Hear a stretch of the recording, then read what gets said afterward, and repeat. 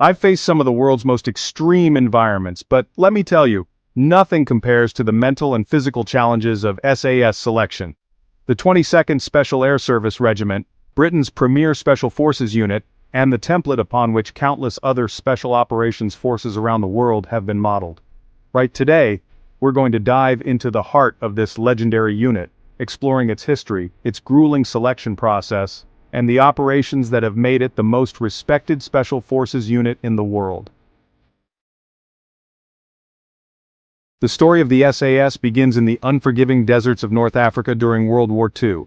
In 1941, a young officer named David Sterling had an idea that would revolutionize warfare. He proposed creating a small elite unit that could operate behind enemy lines, causing havoc and disrupting Axis supply lines. This unconventional approach wasn't immediately welcomed by the top brass, but Sterling's persistence paid off. It reminds me of the time I had to improvise a shelter in the Sahara. Sometimes the craziest ideas are the ones that keep you alive. The unit's first mission was a disaster, with more men lost to the harsh desert conditions than to enemy action. But the SAS quickly adapted, learning to use the environment to their advantage.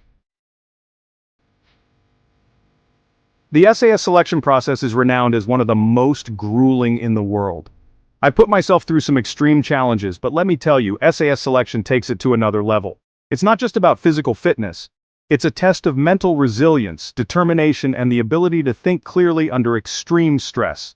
The failure rate is over 90%, and that's just to get through selection. It's like trying to climb Everest, swim the Channel, and run a marathon all at once in your mind as well as your body. The infamous long drag is a beast of an endurance march across the Brecon Beacons in Wales.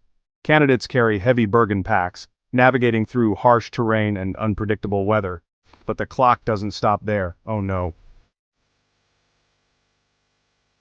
Throughout its history, the SAS has continually evolved to meet new challenges. From its origins in desert warfare, the unit adapted to fight communist insurgents in the jungles of Malaya.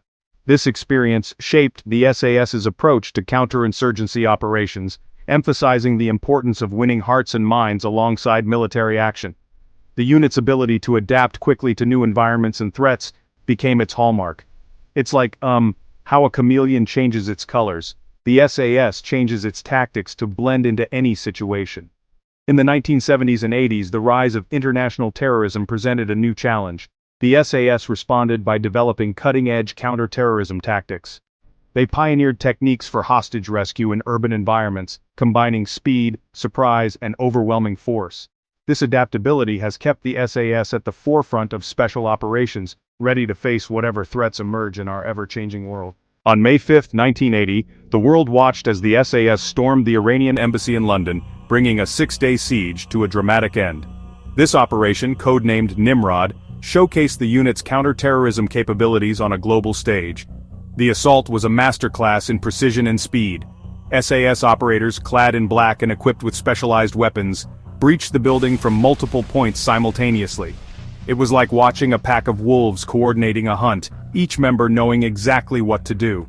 In less than 17 minutes they cleared the entire embassy, rescuing all but one of the remaining hostages and neutralizing the terrorists. The operation's success cemented the SAS's reputation as the world's premier counter-terrorism unit. It also marked a turning point in how governments dealt with terrorist incidents, setting a new standard for hostage rescue operations worldwide. You see, in survival situations and in special operations, speed can be the difference between life and death. The SAS perfected the art of decisive action. The SAS's ability to operate in any environment was put to the test during the Falklands War in 1982.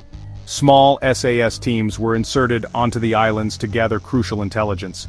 Their reconnaissance of Mount Kent provided vital information for the British assault.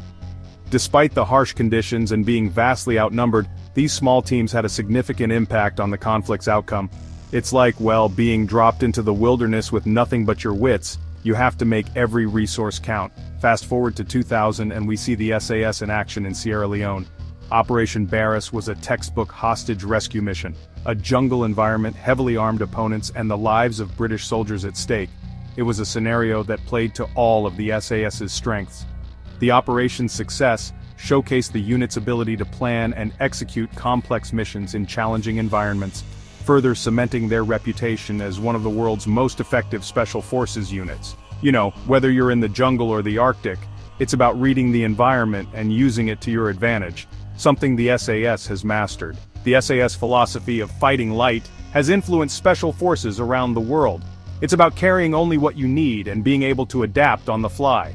The unit's standard four-man patrol structure allows for flexibility and mutual support in any situation. Each operator is cross-trained in various skills, making the team more versatile and resilient. It's like, how in survival situations, you need to be a jack of all trades. The SAS takes this to a whole new level. When it comes to equipment, the SAS has always been at the cutting edge. From specialized variants of the MP5 submachine gun to the C8 carbine, their weapons are chosen for reliability and versatility. But it's not just about firearms. The SAS utilizes a range of vehicles from rugged Land Rovers to specialized aircraft, allowing them to insert and extract from any environment. Their communications and intelligence gathering equipment is some of the most advanced in the world, giving them a crucial edge in operations. You see, in the wild or in warfare, having the right tools can make all the difference, but it's how you use them that really counts. The influence of the SAS extends far beyond its own operations. Special forces units around the world have modeled themselves on the SAS, adopting its selection methods, tactics, and even its motto, "Who dares wins." The unit's emphasis on small teams of highly trained operators has revolutionized military thinking, showing how a small force can have a disproportionate impact on the battlefield. It's like how a single spark can start a wildfire. The SAS showed how a small unit could change the course of a conflict.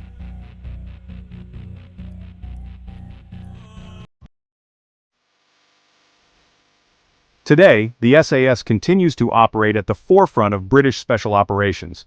While much of their work remains classified, we know they play a crucial role in counter-terrorism operations and intelligence gathering worldwide. The unit's ability to adapt to new threats and environments ensures that it remains as relevant and effective today as it was when David Stirling first formed his Desert Raiders in 1941. You know, in nature, it's the species that can adapt that survive, and the SAS has proven to be the ultimate adapter in the world of special operations.